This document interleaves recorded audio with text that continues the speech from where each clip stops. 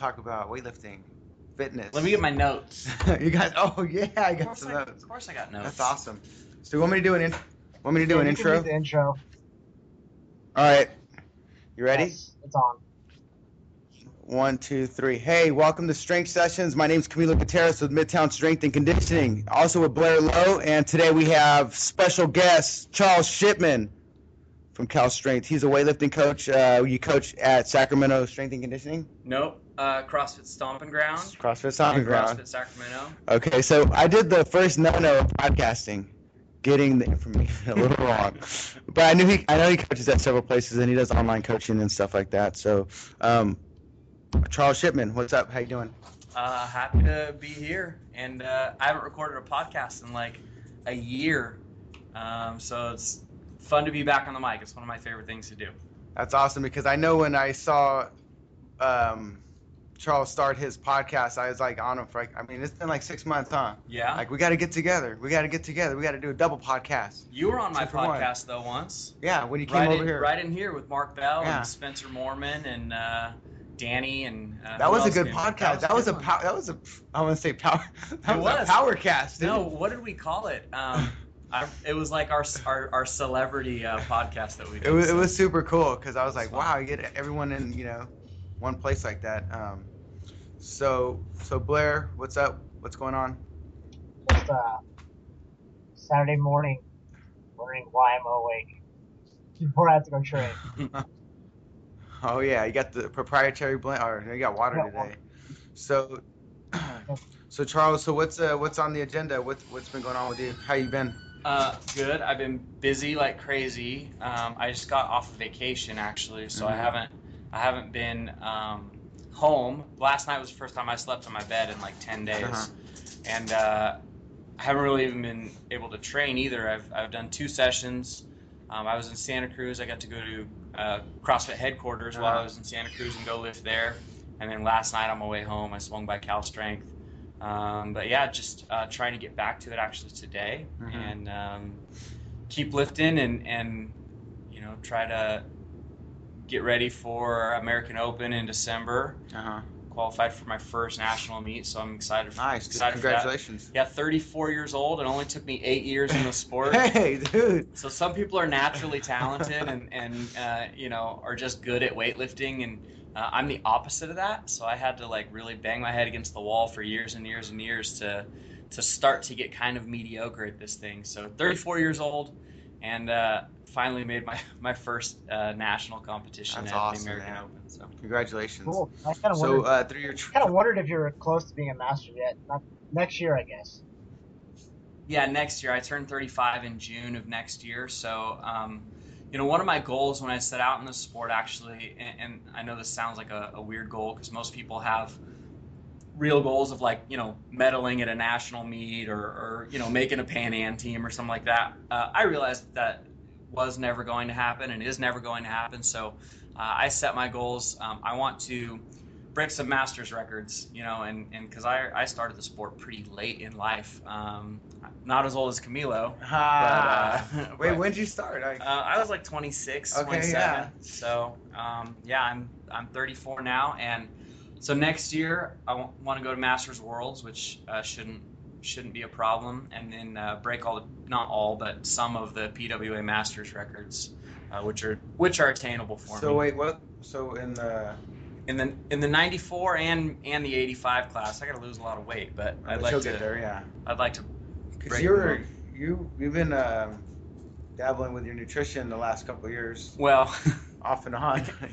I did this thing about a year ago. I became a father. And when I became that's a pretty gigantic role right there. When I became a father about a year ago, I went from being like 90 kilos all the time, with thoughts of being an 85 to I didn't step on a scale or even really compete in weightlifting for a long, long time. And one day I stepped on the scale to go compete, and I was like 107. I was gonna say 110. So yeah, I never got to 110, but I think I've seen 108 on a scale with my clothes on. So I never competed as a plus, but I did. I have competed at 105, 104, 103, 102 quite a lot lately. But I'm back down to 100 kilos. And, you know, I competed at 94 like less than a year ago, you know, like maybe 7 months ago at the Don Wilson. So 94 is certainly not outside of my reach. In fact, August 8th, there's a competition at Whitney High School, the Tommy Kono, which is one I always do. It's one of my staples. I always do the Kono, and I'll be in 94 for the Kono. Okay, nice. So now, so what? There's what? How many weeks out? 3, 4? Yeah, August 8th. That's 3 weeks. 3 weeks. So okay, that gives you plenty of time. For, I could drop 7 kilos. I could drop 7 kilos in a day if I need to. Just kidding. For Masters Worlds, you'll have to compete at Masters Nationals next year, correct? Yeah, next year. So I honestly haven't even looked into what the qualifications are and the standards and things like that, and when Nationals is. I just know I got to wait till next year. So I'm going to do my first meet January of next year, and then I'll start worrying about, you know, what it takes to be a Masters.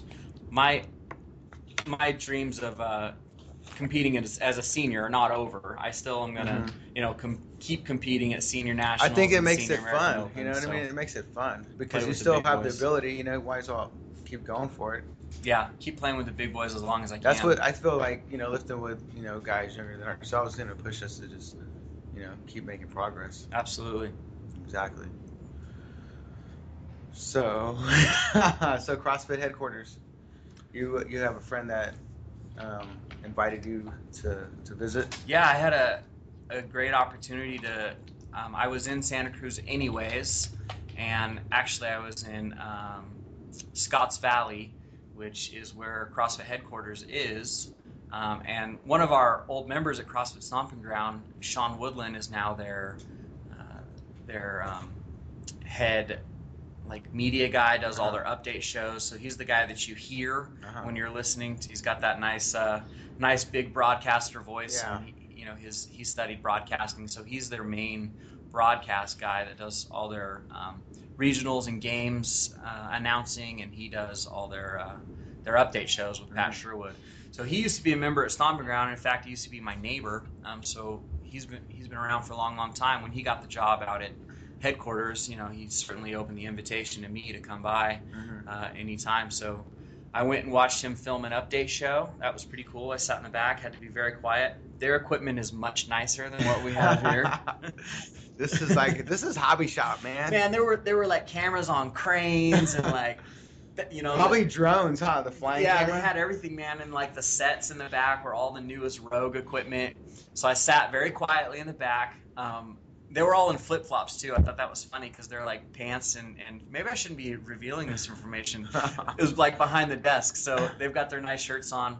And so I watched them record an update show about the games, and then they have a gym there on site, pretty nice little gym on site, and I went to work out there. So that was pretty cool. Well, you PR'd your push press. No, a jerk for a double. And the only reason it was a PR is because I don't think I've ever tried a double jerk except for with a Schenkel complex. So that's the only time I've ever done it. But I jerked 143 for a double just to find out if I could.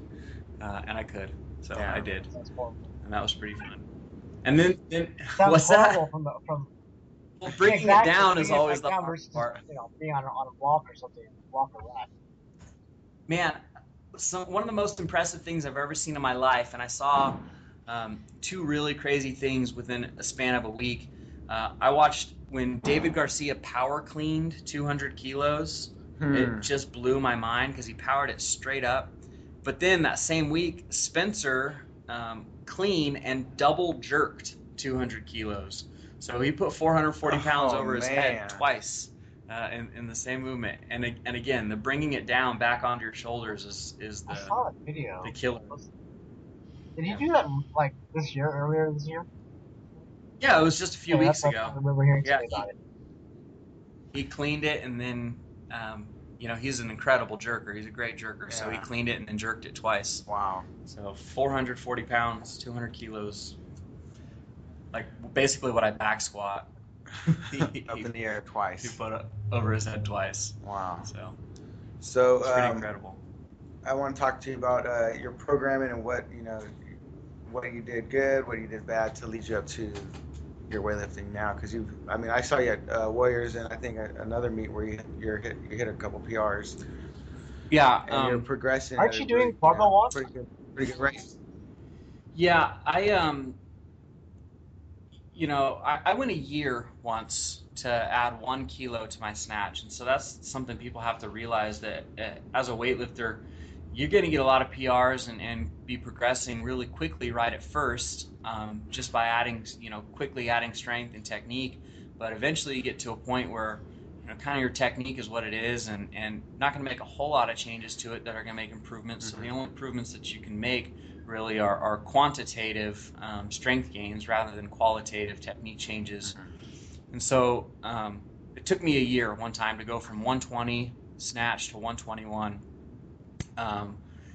And since that point, I was able to add more kilos and more kilos. So it's good that 8 years in, I'm still able to slowly but surely be adding numbers to, adding kilos to my total. And that's really the only number that matters, is your total. So adding kilos to your total is something that you keep struggling, you keep trying to do. Hey, Mark Hazarbidian just walked in the building. What's up, Mark? All the way down here at Cal Strength. Mark, come say hi. Mark, on the podcast. He's in all the Cal Strength videos, pretty much. Mark? Just walked in. Mark, Hey, say Mark. hi. Hello, everybody. What are you doing down here? Say hi. Hey, Dude, boy. such a I've surprise. never seen you at Midtown before. Me neither. This is my third time. Third time, yeah. What a coincidence. Don't let me interrupt. Good to have you, Mark. Good to see you. Yeah, so my training has been, I've been through a lot of things. For the most part, just following the Cal Strength programming as much as I can. Now, I'm not a full-time weightlifter. I don't train 10 times a week, at least not always. I try, and when my training is on, it's my body doesn't keep up with a 10-time-a-week training schedule, or even an 8-time-a-week training schedule, as well as the guys that do it, the guys that live at Cal Strength and do it full time, or the professionals at Muscle Driver that do it full time. I still train every day for the most part, unless I go on vacation or something like that. But Are you doing about 5 or 6 sessions a week, or? Yeah, I try. So my programming says 6 sessions a week, right? And that's the Cal Strength Club program. Occasionally I'll go to the Cal Strength Elite program, which is very similar, except for it adds like a morning power and squat session. So when I'm coaching a lot, I'm able to get that in. So I'll be at the gym early in the morning, do my powers and my squats, and then go from that to later in the evening doing the full lifts. So for the most part, that's been my programming for the last at least 5 years, is following the Cal Strength, their club or their elite programming. So it's hard to not switch between that and the barbell WOD and things like that. Dave is very deliberate about the way that he writes those programs, so they shouldn't be intermixed. You should be sticking to one. They're based off of a macro cycle, usually 8 to 12 weeks, and they're linear progressions through those things. So you got to stick with it, and you got to try to stay on your percentages for the week.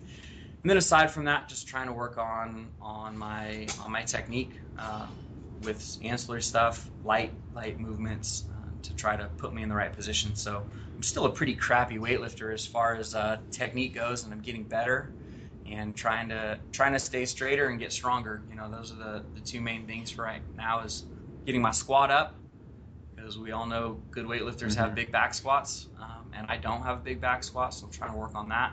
And then I never learned, I didn't learn weightlifting from CrossFit or anything like that. I learned weightlifting from weightlifting before CrossFit existed, and so I never got some of the bad habits of powering or pushing or pressing and things like that. But the bad habits I have is I totally overextend. I get pulled forward a lot on my cleans, and I can't power, so I can only catch stuff in the squat. I'm really, really bad at powering, and so that means my extension and my catch aren't that great. So just working on, getting in the gym every day, lifting weights. Donnie Schenkel said the best way to get better at the snatch and clean and jerk is to snatch and clean and jerk. So that's what I try to do. So you, so How do you feel when you do a morning session? How do you feel in the evening? So do you like doing the morning session? Do you feel good when you do a morning session and then go into an evening session, or do you like just doing single sessions? Yeah, I hate morning sessions, just because usually my morning session means like 5:30, 6:30 in the morning. My legs don't squat early in the morning, so everything just really, really, really hurts. So usually morning sessions are just kind of going through the motions and making sure that I can, pull the bar off the ground. Rarely do I catch stuff in the squat. My shoulders and knees just won't do it in the morning, so I prefer not to work out in the morning. I don't mind doing metcons in the morning, conditioning, Are that you kind of stuff. working out at home that early, or are you actually going into the gym, hitting something at stomping ground or sack, and then doing whatever? Yeah, the nice thing is with my schedule, my coaching schedule, stomping ground is 500 feet from my house, so I can walk out, just walk around the corner, ride my bike around the corner, whatever, and go work out. So a lot of times when I was coaching the 5:30 a.m. CrossFit classes, Oh, I didn't know you I actually would. coach CrossFit classes. Oh yeah, I have been for maybe a year now. Look, I'm even wearing my $1,000 T-shirt today, my CrossFit Level 1 T-shirt. Yeah. So yeah, I'll coach CrossFit classes in the mornings sometimes, also in the evenings. But I would do morning class, and then after class was over, I'd stay and do my morning work, and then come back in the evening. So stomping ground is where I do most of my training. That leaves me kind of coachless, so without somebody to really have eyes on me. The owner, Jake Neubauer, is great when he's there. He is able to help me out with stuff. And our new kid, Skylar Blanco, is also there to keep eyes on me while I'm not, while I'm lifting. But for those eyes, to get those eyes on me, I try to get out to Cal Strength, at least a couple times, 3 times a month. It's been harder since I had a kid. It used to be like 6 times a month. Now it's twice. Yeah. So I'll get there, and then of course I'll come and work out with the guys here at Midtown on occasion as well. So working with Ben and Camilo's in the area, or it really is this idea of trying to train with as many people who are better than me as I can. So I come to Midtown, I come to Cal Strength, and then I'll go and train with Charlie out at Warriors, and even Danny in the area, or Dean, just trying to train with as many people as I can to push me. So it gets lonely lifting by yourself sometimes. It does. It makes a huge difference to lift with a group. That's my life. Yeah. I kind of like it though. So any tips, like from a beginner to, obviously you put a lot of time into the sport and dedication, and any tips for the beginner to the immediate to kind of the level of where you're at? So kind of 3 different tips for like just 3 different phases of lifting or the lifter. Sure. The beginner these days, usually, not always, but usually means somebody who came from the CrossFit world, right? So it's somebody who's just new to CrossFit and has been introduced to the snatch and the clean and jerk. And I really do get questions all the time from people like that, whether it's on my social media or directly, hey, how do I get started in this weightlifting thing? What program should I follow? Even what shoes should I buy, etc. And my first answer is always get a coach. I know it sounds like a really easy, Get a coach. basic answer, but as a beginner, get a coach, get a coach, get a coach. And that doesn't mean, and not to bash any of it, but that doesn't mean your local CrossFit coach, right? Now, there are plenty of CrossFit coaches that are great at teaching the snatch and clean and jerk, so don't get me wrong there. What I mean is find somebody who's versed and adept at authentic weightlifting, snatch, clean and jerk, full lifts, and competition as well. So that coach should be able to look at you as an individual, as an athlete, find out where your faults are technique-wise, where your deficits are strength-wise, and incorporate a program that should work for you. That would be number 1. If you don't get a coach, number 2 would be follow a program and use as many resources as you can. So we should be able to be smart enough to sort of sift through the nonsense, right? So there's a lot of resources out there. You can watch a million YouTube videos, and you can read 1,000 articles, and they're all going to have something to say. And as athletes, as a beginner, I would say, like, look at science and look at physics and be able to sift through what's good and what's bad for you.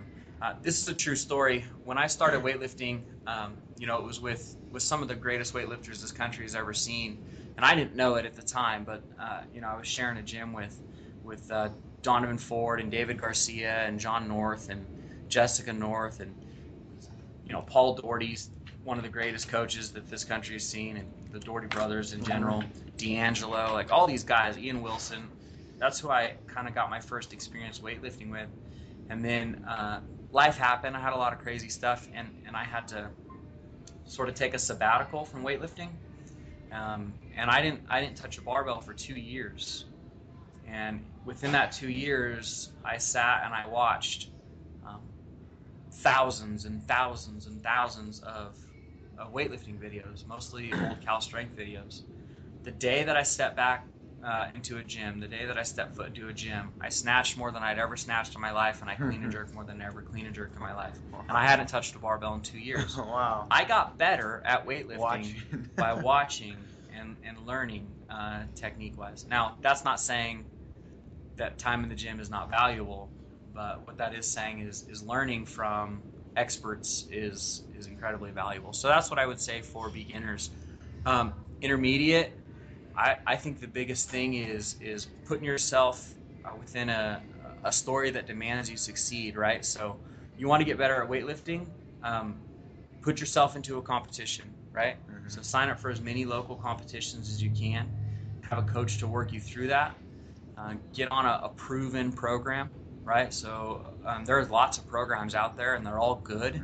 Some of them are very good, but any program is better than no program, right? So I recommend, of course, the Cal Strength program, or if your personal gym, if your coach has a program, that's also very good, because your coach then can implement and watch you progress through it. But as far as general programs go, I mean, there's countless ones out there. So get on a program that's science-based, that includes squats and full movements, and then put yourself inside competitions on a regular basis, because that's going to force you to know what it's like to peak and taper, and get ready to lift more and total higher. Advanced, I have no idea, because I'm not an advanced weightlifter. I never will be. This is my answer to becoming a great weightlifter, and this is what I always say to people. I've been lifting for 7, almost 8 years. So when people ask me how to become a good weightlifter, I say, well, it takes 8 years to become a good weightlifter. And next year, I will say it takes 9 years to become a great weightlifter. The year after that, I will say it takes 10 years to become a great weightlifter. And the point is you're never a great weightlifter. It's always just outside of your reach. It always needs more work. It is always one step away. It's that one extra squat. It's that one extra lift. It's that one extra seminar that you can take that you need to improve. So never, ever, ever stop getting better and working out. And I'm still improving now, so that's why I'm still lifting weights and still competing. So improvement is So- the name of the game. That's right. Touch back on. Go ahead, Blair. I What did think- you have? Didn't you have a beginner's intro to weightlifting seminar like 2 months ago, or? Yeah, I just did a. It wasn't even a seminar. It was just a tiny little clinic at my gym, because I really do. Again, I'm not an elite weightlifter. I'm not an elite weightlifting coach, but I do have lots and lots of experience in the sport, many years, and I've competed more times than I can count. I mean, it's up there. So I'm seasoned, I guess you could say. Yeah, you've done a lot of meets. And I get questions from strangers and friends and clients alike. Hey, I want to compete in weightlifting. When is it? Where is it? How do I do it? What lifts do they do? Like, I even get people asking, well, is it just the snatch, or do you clean and jerk, or is it from the rack? Like, I get crazy. Do I have to do a Metcon first? How many burpees do I have to do first? Like, I get the craziest questions almost on a daily basis about how to compete in weightlifting. And so I decided to try to really just put that all in one place, and answer all of those questions from top to bottom, from signing up for a USAW card to your warm-up attempts before you go out onto the platform. No technique. I wasn't talking about any strength programs or anything like that. It was just sign up, buy shoes, buy a singlet, get a coach, find a meet, pick the meet that's right for you, find your totals, and then here's your warm-up attempts. So it was everything from start to finish, so to speak. So that was the little clinic I did, because According to all these I get it. stats, you have done 25 competitions. That's it. I think there's That must not be bad. how many results they actually have in the database.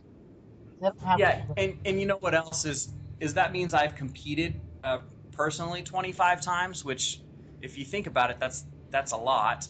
But I've also coached, another 60, because for every competition I'm competing in, I'm coaching 3 or 4 athletes as well, through that process. So, yeah, it's been a it's 25 competitions is a lot. What's that? Yeah, a lot of competitions. They've all mixed together, and there are dudes that are in the hundreds, I'm sure, that have done 100 meets, or maybe 80 meets, something like that. But I think 25 is a lot. So thank you for finding out the exact number. Yeah, what other facts I'm can trying you to see find actually out? how many I appreciate Ian Wilson has done, because I know he's competed a lot. Yeah, same with Spencer. If you think about the most experienced weightlifters in the country, you have to think about guys like Kendrick, of course, because he's been lifting since he was really, really Ian's young. competed 7 times. Ian, 70. how many? 70? 70. I believe it. 70 times. Check Spencer. How many times has Spencer and Kendrick competed? Because I bet they're close. Kendrick less, I would say. Less, I'm thinking. Because he's only done international and national meets for the last 5-6 years. But Ian's competed a lot of times because he started when he was 12 years old. I've heard that really his dad started him on just reds. That's all they had. Here's 70. Go. Yeah, lift 70. Nice. Spencer is 62. 62. All right. Well, it's going to be 63 soon, so Spencer might catch him. I'd venture to bet that currently, Spencer and Ian are probably in the top in the country for total times competed. So if you look at those guys, I mean, Spencer 62, Ian 70. I'm less than a third. A third as many as those guys, and those guys are American record holders and 2-time national champions. You know what I mean? So, which should mean that I should be a lot better at weightlifting, but I'm not. So those guys are incredible. You're pretty good, Charles. You're pretty good. I'm trying. I'm getting there. I'm good for an old fat guy. Hallmark. More than good for that. More than good, dude. Exactly. So what about this CrossFit stuff that you were doing for a little bit? You went through a little phase of there. You thought you were talking about going to the games. No, come on. I still do CrossFit. I guess I should say I still do metabolic conditioning, right? Okay. So CrossFit is just a word that describes a It's type a trademark. of, but the It's a standards, brand. It's a brand. Yeah. the way of working out has been around forever. There's nothing new under the sun. It's all Circuit been done. training. Right. So I use Supersets. I use a type of training. I don't even know if I'm allowed to call it CrossFit legally, but I go to a CrossFit gym and do Metcons to try to keep my weight down and my health up, right? I think it helps. It helps for physical and mental. Just being physically ready and just being mentally tougher. Yeah. But I have no aspirations to go to regionals or the games, or I would be insane to think so. Maybe Grid League, that would be fun. Grid League would be good. I could do one of those local grid things. I don't know if there's a minor Grid League in California. I know there's one. There is. So there's a minor league Grid League? There's one where Tom Soroka is, way back east. Yeah, that's it. That's out in South Carolina or North Carolina, one of the Carolinas. But they have it here. I got invited to compete in one, and I was actually competing in weightlifting that day, so I couldn't do it. But I think they have an amateur Grid League here. or at least grid style competitions, and I think that would be fun to try to do that. So for being a 105, I can actually still do some of that. Cycles, they call them cycles. Some of that. Cycles, some power cleans and some power snatches. I can do muscle ups, and my handstand push-ups are pretty good. I can walk on my hands all right. So nowhere near what what these guys are doing. So how is it working with Jake Neubauer? I mean, obviously you got some great tips from him on doing some conditioning and. Yeah, I will say this till the day I die. Jake Neubauer is the greatest guy I've ever met. He is always does the right thing. He's a great gym owner, hardworking, and just such a fierce competitor. Interesting fact about Jake: in California, so super regional now. So in the California region, I think there are 3 guys that have been to every single regional, and he's one of them. So he now, or as an individual, right? So a guy named Jason Khalipa used to be on that list. He's not anymore because Khalipa went team. Yeah. Neil Maddox, I believe, is on that list. A guy by the name of Will Zerlang is on that list. And then, that might be it. There might be one more, maybe Gabe Subri. Anyways, it's a pretty prestigious group of people that have been to every single CrossFit regionals, and Jake is on that. So he's got some left in the tank for sure. So what do you think his plans are? Did he hurt his foot? Yeah, he broke doing a sumo deadlift or sumo high pulls. He did. He broke his foot on that crazy chipper workout. Yeah, because they had the short bars, which makes it even more, Yeah, so he dropped his sumo deadlift high pull and it bounced and it landed on his foot. So he competed the rest of the week with a broken foot at regionals, which you could tell affected him. Even in that workout specifically, but even going into, having the workout after that was like a bunch of chest to bar and handstand push-ups, and then the ring muscle ups coming off the rings was really hard for him. So yeah, he injured himself during that on the last day of competition. So he's gonna go back at it again next year? Yeah, he's gonna keep working and trying to improve. His niche, most people don't know this about him, but his niche is he's one of those strongman grunts that can, you tell him to pick up a rock and he's gonna pick up a rock and bring a sled and those kinds of things. So it's really awesome at just some of the grunt work, and that's why I like watching him work out. But he'll make a run at it again. We've got a new kid also at the gym, Skylar, that's really good, and our females are really starting to improve. So we might try to put together a team at Stomping Ground this year. Nice. So and if Jake has the opportunity to go team, I'm sure he will. I mean, I haven't heard that from him. Amber part of your team, or I can't remember who she competes for. She was. Now she's at Iron Mile with Ben Alderman. Mm-hmm. I see. That probably means Brian So too as well. What was that? What was that, Blair? Well. Yes, exactly. They're sewn together. Yeah. Who's this? Mariah Walker. Mariah Jack. He's an ex-gymnast from Vegas. Yeah. Oh, okay. They're kind of 2 and 1. Amber Grapner is on. Actually, is she on San Francisco? No, she's part of the Reign, the LA Reign with Rob Blackwell. So they're teammates now, and they had their first match not too long ago.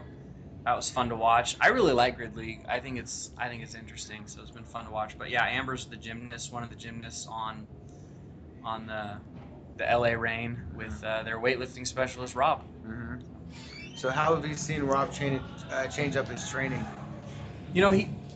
I don't know personally. I haven't spoken to him too much about training. As a weightlifter, I think he's just kind of stuck with weightlifting for training. He's not asked to do anything more than that at Grid League. So, and he still has national championships in 4 weeks. That his main goal, his main focus is to go out and compete for a national championship in 4 weeks. Did he compete last year? Because I thought he hurt his back last year at some point. I can't remember when. I know he did hurt his back, but I think he did compete at nationals last year. I think he got came back second. barely. Yeah, he came back and Yeah, I think he got second place. That was either Nationals or American Open. The last Nationals was in Salt Lake City, and I wasn't there. I was having a baby. That's why I wasn't there. So it was almost exactly a year ago. But I think he finished second at Nationals. I don't remember. I think he did come back. I just don't recall exactly. Yeah, it was in July of last year. It was when, like July 14th or something like that. Nationals was. So you're planning on making your weight cut? Yeah. What are the guidelines for you, since you know your body, and you know what foods work for you, and so are you in that process right now? Are you going to start that process, or? Yeah, I'm in that process. I do know pretty well what my body handles and what cutting looks like. I know if I have to, I can cut 8 kilos in a week. I've done it before. 8 kilos in a week? I don't like to. Yeah, Is I've done it before. That's some sauna use too, or what? Oh, that's sauna. Conditioning?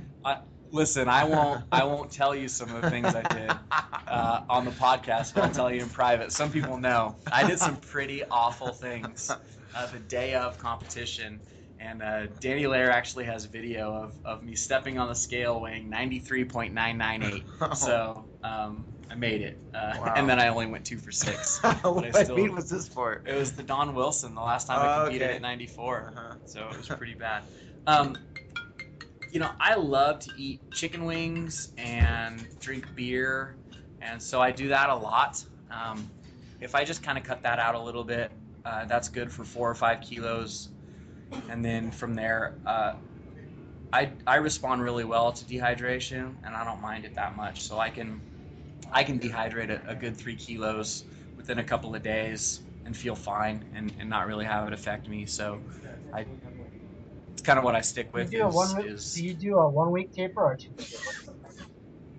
Just one, usually just one, and even within that week, people don't realize the week before a competition you are going to have a taper, but you're still hitting at least 90%. At least once or twice a week still, the week before competition. So, if a competition's on Saturday, on Tuesday I'm snatching my opener. At least snatching my opener, and if it feels really, really good, I might go up and do more.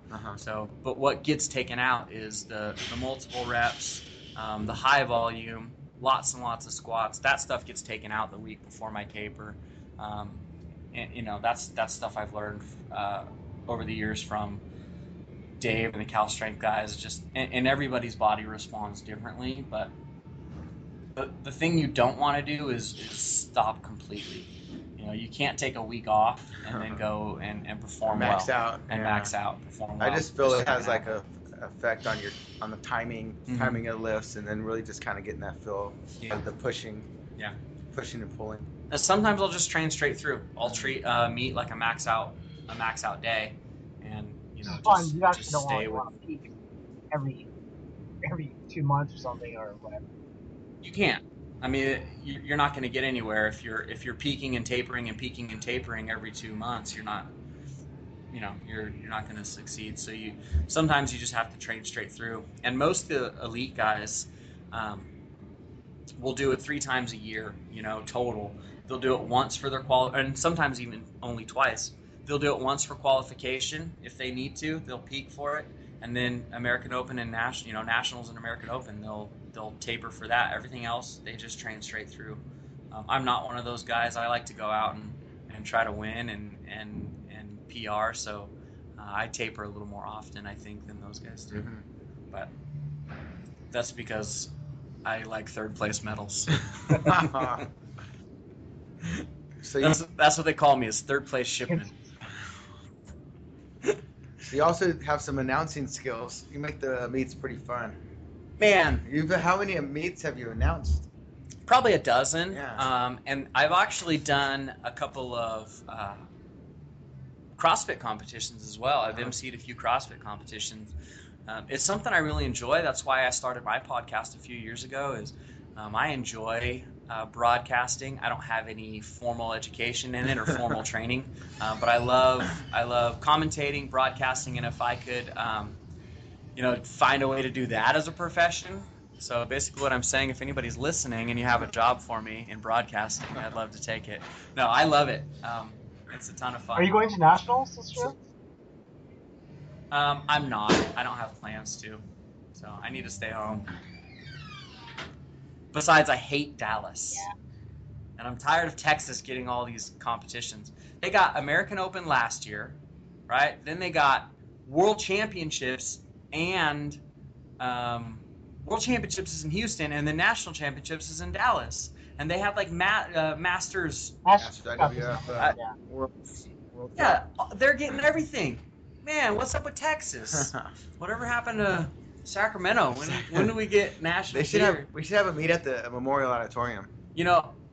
I hope it's fine. I know Texas Barbell is a great program. I know they do a lot of great weightlifting out there. And Texas is a huge state, so there's a lot of room. And it's a state that's kind of in the middle of the country, but I'm tired of Texas getting everything. We gotta bring stuff. I say this, and this wasn't my idea. I got it from Dave. I think American Open should be in the same place every year because in December, the bad weather. I've heard about that as well, we got stuck in Dallas last year, American Open.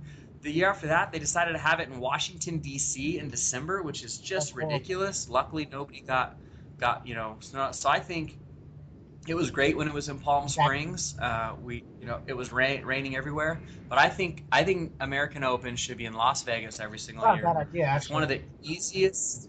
It's one of the easiest places to fly into. Warm. There's plenty of hotels. It's always warm. It's cheap. Get to Las Vegas, American Open, and then national championships can move. It's in the summer, July, and different barbell clubs, just like they do in the Olympics, should have to bid for that in different locations.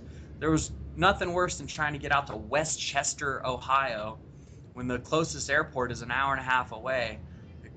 It cost me so much money to get to Westchester. It's just I know they deserve it, I guess, but it's just they got to have these in big major cities. That are easy to get to. Skate Town, USA. Skate Town, USA. That's right. We did a couple skate right after nationals 2 years ago. It's picked by the USA Weightlifting, so they have a board and a committee of all the different local weightlifting clubs, and they sit down and get together and they try to move it around and they try to pick places that have active barbell clubs that are active in USAW and that can actually have the ability to host and support a meet. Right, Sean. And that's where they pick it. So I don't know. I'm not privy to the information. I'm not on the board. Not on the board yet. So I see you have some notes right over here about it. Yeah, I took some notes. Here's the reason is originally when you guys asked me to be on the podcast, people were asking about how the federal government kind of regulates our nutrition in our schools and things like that. And I thought to myself, well, I'm by no means a nutritionist, but I work at a school and I know some things about fitness and I see what these kids are fed every single day, and I see kind of the obesity that's happening with these young kids. And I actually have a bit of knowledge in the area as far as the history of how the federal government has gotten involved in our nutrition, or at least the nutrition recommendations and what they say is healthy and not healthy. Not that I follow any of it, but it was interesting to me. So I paid attention over the last few years of what the up and ups have been saying is nutritious and healthy for our children. So if we wanted to talk about that, I have some. So what do you see on a daily basis? Or what do you see, and what do you feel like they can change? Well, currently, free lunches and served lunches are offered to almost every student in public school. Free and reduced lunch can happen for a lot of kids that come from low income families that maybe don't have the ability to provide a healthy lunch for their kids every day, and then oftentimes breakfast as well. So what I see in my specific situation is there are choices, and Michelle Obama just recently, a few years back, kind of set this new standard that you have to have this many fruits and vegetables and this many, this So many she grains. just went in there and said, said, "Hey, this is her recommendations." yeah, I mean, it was based off of what the USDA and the USDA and HHS, Mhm. Human Health Services, I think is what it is, based off of their recommendation. But so what these kids have to do is they get to make choices, but their choices are, white or chocolate milk. And of course, they're all choosing chocolate milk. And even then, if you look at these chocolate milks and even the white milks, they have in that little 8-ounce container 14 grams of sugar in milk. That's like 14 grams of typical sugar. carbohydrate Yeah, content. yeah. And they're not really addressing that. And so it is a good source of protein, and milk is certainly better than the juice or the soda that they've been offered. But the juices that they're given have 42 grams of sugar, which is just as much as a soda. Like, Yeah, it's exactly. just as much Yeah, as that's a a lot Pepsi. of sugar. And then they go through and they have a salad bar that they're allowed to choose from, and usually it's got lettuce and corn, and then olives or whatever, and then ranch dressing at the end of it to put on there. But some of the stuff that they include as a vegetable are things like you can have pizza, and that counts as your vegetable, your grain, and your meat all in one, because the pizza sauce, the tomato sauce, is your vegetable, and then the dough that it's on is your grain. It's obviously a refined, nutritionless grain, but Yeah. And just what the things that they offer, in my opinion, aren't great. So I put together a typical lunch a few months ago and just said, okay, this is what most kids are picking, and it had a total, I think, of 7 grams of protein. This specific lunch, 7 grams of protein, 2 grams of fiber, and like 87 grams of sugar. And this is the typical lunch, and it was a 5-star lunch, according to Michelle Obama. Wow. And what happened was just a little bit of the history. So the first time that the federal government ever put out a publication that had a nutrition recommendation was actually way back in 1894, right? It was in a farmer's guide, but it was a farmer's guide put out by the USDA, right? And a guy by the name of Dr. Atwater just listed some of the things, that he felt nutrition-wise were good for diet. So diet wasn't really an idea back then. You ate what was readily available, and you ate what you can afford, and there wasn't really a connection between what you ate and your overall health and nutrition until this, Dr. Atwater put it, and they listed it, and it basically said, variety was one of the key factors, and moderation was another one of the key factors. So he said variety, moderation, and proportionality. So eating equal amounts of things, right? And then it said low sugar, low starch, which I think is good. And then really emphasized also counting your calories. And so all the way, over 100 years ago, counting your calories. Yeah. So, and he even said, intake more, consume, or intake less, consume less, and then expend more. So counting calories and this law of thermogenetics actually occurred and was an idea all the way back then. So move more, eat less. Yeah, move more, eat less, count your calories, and then he was saying low fat, low sugar, low starch, and in 1910, actually, his findings, Dr. Atwater's findings, led to individual vitamins actually being discovered just a few years later. So 12 years later, they were actually able to identify vitamin A, vitamin B, all the vitamins, B12, K, E, all of them. They started labeling and identifying specific vitamins, and they found out that food actually has these levels of nutrients that go further than just your fats and lipids, your carbohydrates, and so people started kind of following that guideline, or at least having that idea in their heads early on in the last century. In 1977 is when the first official government recommendation for nutrition came out. And it's interesting the debate that they had, because the USDA came out and said, this is what we recommend. And it was a big thing. It was in the Senate. It took them years to put together. Dozens of scientists worked on this thing. And the initial report said, eat less sugar, eat less fat, eat less calories, right?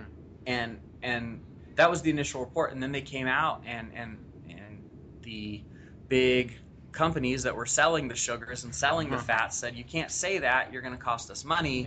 And so they actually changed the verbiage before they finally published it, because I would agree, eat less sugar, eat less starch, that's a good thing. But they said, as consumers, they wanted to appeal to the consumer, so they changed the verbiage in before they actually finally printed it. So instead of saying eat less, they actually changed the word to consume more low-fat products, consume more low-sugar products, right? And they didn't even say low sugar. They just said consume more low-calorie, low-fat foods. So it's encouraging people still to buy. And what happened was this boom of all these low-fat, light products came out on the market. Well, the problem is fat tastes good. And so in order to take out the fat and make it taste better, they added sugar. And so this refined sugar got added into. So a light or a low calorie or a low fat version has just as much sugar as the full blown version, minus a little bit of fat, minus a little bit of calories, minus the nutrients. And so that's kind of the problem we're running into is initially we thought, and this changes all the time, by the way, we're still learning about foods, but initially we thought fat was bad. And now we're realizing more recently that it's really sugar, and especially refined sugars and refined grains that are really the culprit, and fat and cholesterol aren't necessarily that bad. At least that's what the science says now. Who knows, it may change again. And so 1977 was when that happened, and then they published another one in 1980, and every 5 years they revisit it, and they publish a new standard for nutrition here in the country. And they all start with purchase more low-fat, low-calorie goods. So it's kind of backwards. Rather than say eat less, they say purchase more. Eat less, move more. Yeah. And then there's all the different I don't want to say trends, but different types of dieting. Sure. Paleo. What else was there? Paleo. Yeah. There's nothing new under the sun. Yeah. Atkins, Zone. It's all the same. If it fits your macros. Macros, yeah. Everyone's like asking macros this, macro that. I'm like, hey, just we got to figure out the right amount of carbs that work for each person. Each person is going to be a little bit different based on their, expenditure, how much time are they in the gym, how much are they doing outside the gym. So it's kind of a I guess a troubleshooting question where you just kind of go through a process of calculating those. And I've always said that is with nutrition and training, like there really is nothing new under the sun, and it's all been said and done, And so these new diets, they're not new diets, it's just a different name. Yeah.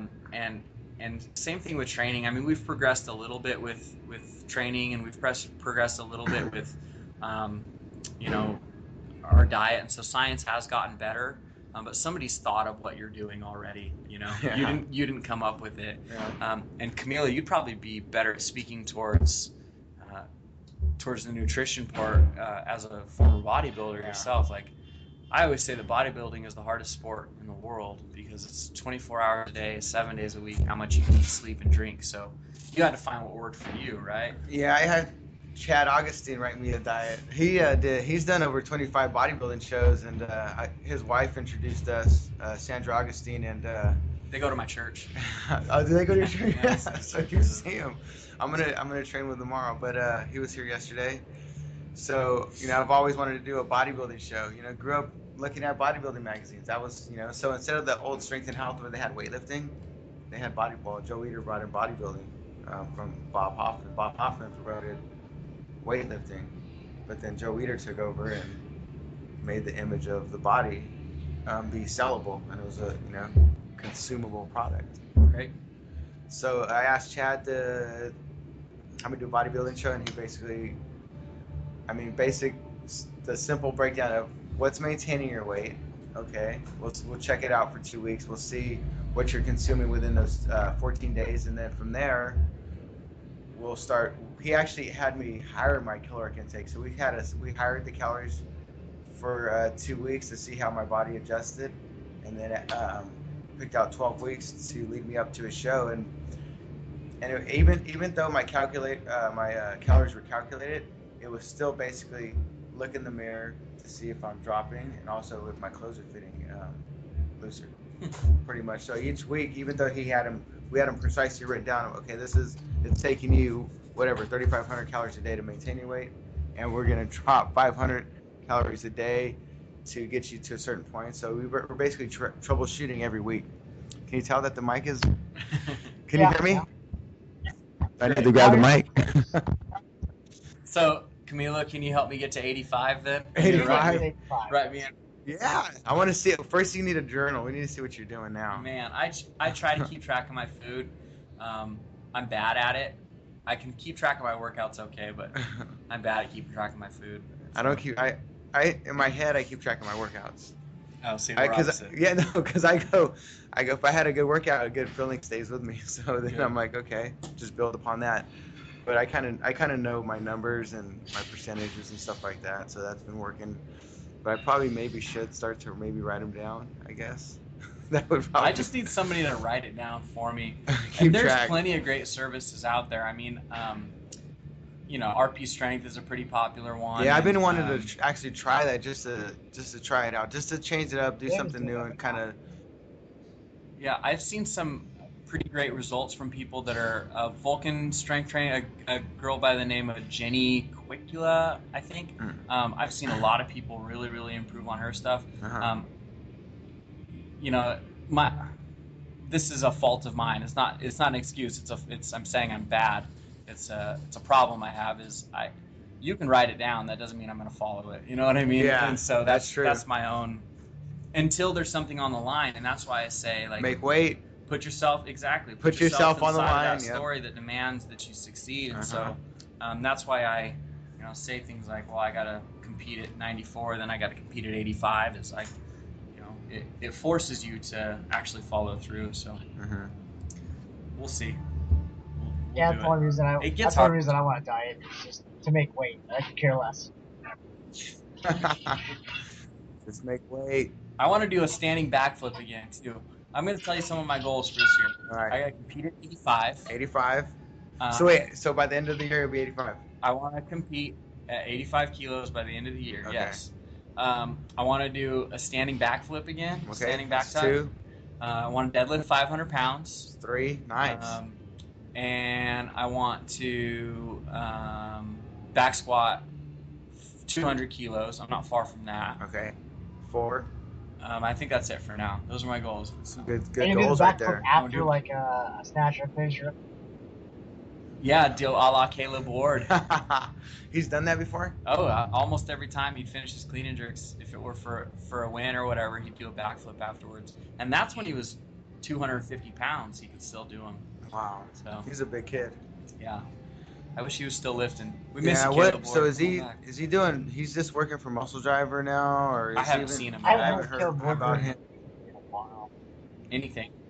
Yeah, I just heard the last time I've heard of him was he was working for Muscle Driver, Oh. and he was on a strength sessions with Glenn, Okay. John, and Donnie like a while back, 3 or 4 years ago. But yeah, that was the last time I seen him. Very cool. Yeah. So any news notes, anything coming up? Nothing. You lifting today or what? I'm gonna try. This has nothing to do with weightlifting, but it does have to do with Sacramento. Okay. My wife is like a local, like Midtown celebrity. Nice. and- Well, we need to maybe have her on the podcast, liven things up a little bit. I'm kidding, kind of. But no, she does. She's in charge of running this thing called This Is Midtown. Mhm. It's for Second Saturday, and also with the TBD Fest, she's involved with that. So tonight is the This Is Midtown Second Saturday, concert. Yeah, second Saturday. This is Midtown. Downtown in front of Lowbrow, the Mars building. So I got to go home and help with that. So I don't know if I'm Get gonna that all set. Get that all set up. Yeah, basically I'm gonna watch the baby while she does everything. Oh, okay, yeah. So yeah. how's the baby? How's that? I mean, So good. Yeah. She just turned 1 just a few Congratulations. days ago, All right. and I think she's gonna be a gymnast or a weightlifter. Nice. So she's already she's really good at squatting. She's got short limbs, so long torso. So she built just like me.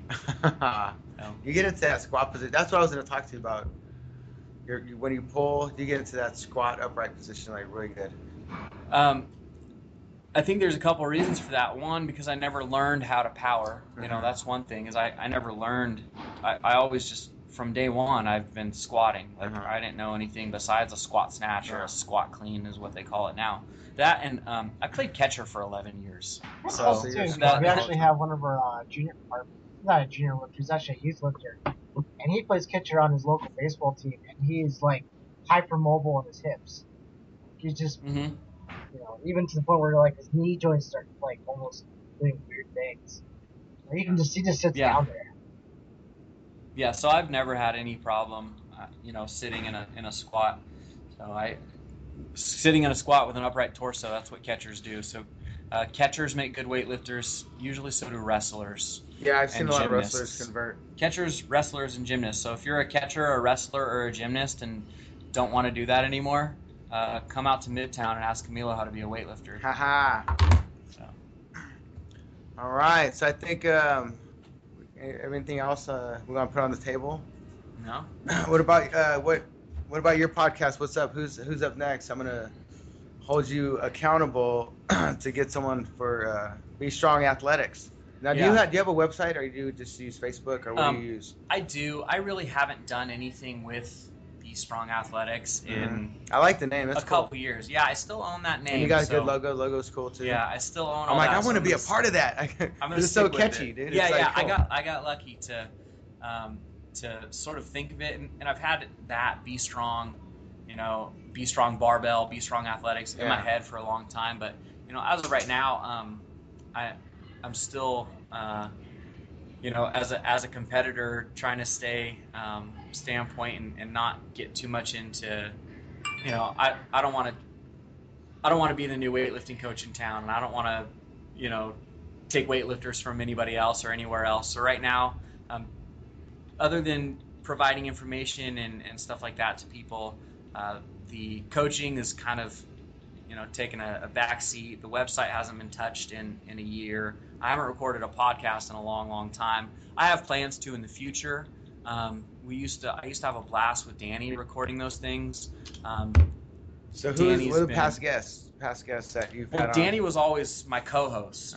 And then, guests, we've had Spencer, Mark Bell, Camilo. We had Jake Sipkin from Monterey.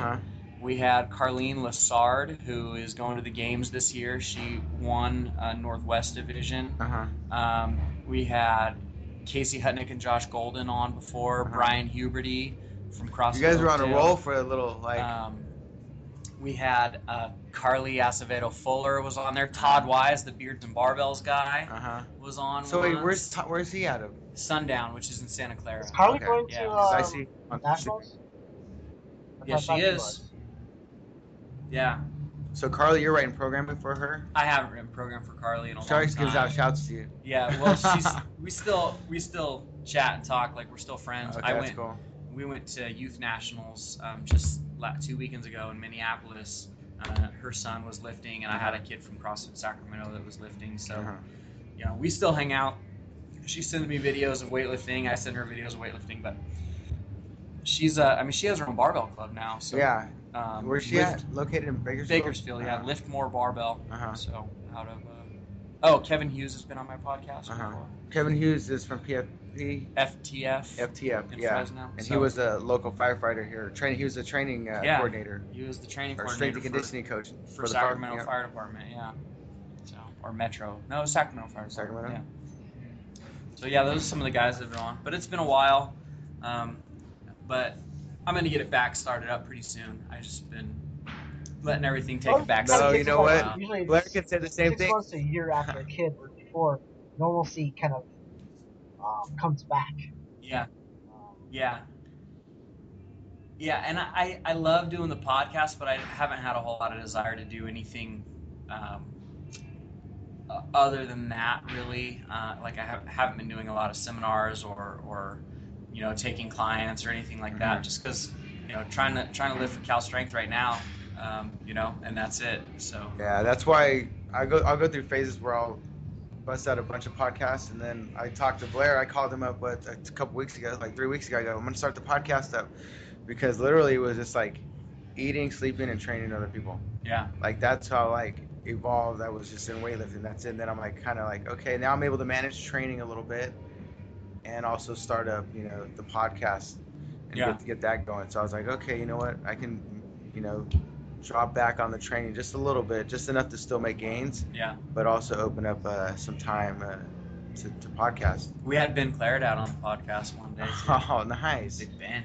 Yeah, Ben's been on strength sessions too, and I just talked to him right now, and he said he wants to come on and talk about his weightlifting. And you gonna have Bobby on pretty soon? Oh, Bobby, yeah, maybe next week. Bobby just deadlifted 400 pounds from 500 from an 18-inch box. Yeah. She said she was maxed out. She almost passed out. Dude, here's something crazy is I started in the fitness world at 24 Hour Fitness. That's where I met Jon North. So right. So you guys were lifting there? You were lifting and you saw him there? No, I worked there. Okay. Right. Which one? On Carmichael. Okay. Right. I was a membership manager there, and Jon North walked into my gym to buy a membership, and instead of a membership, he got a job. Oh yeah. Because he was just so crazy, and then one day he asked me to come and meet him at Sac High. I didn't know what for, but I went and met him out there, and that's when I found weightlifting. But at that gym, Bobby was one of the instructors. Yeah. There. Yeah. So. Wow, Bobby, full circle, man. Yeah, full circle. And there's another girl too that was a receptionist there that now is a national level weightlifter. Wow. Also, so that's pretty interesting. To little old 24-Hour Fitness Carmichael. Pumping out the weightlifters. Shout out, pumping out weightlifters and powerlifters. So I know. Pretty cool. Yeah, I've been listening to Jon's podcast, man. They're pretty fun to listen to. Yeah.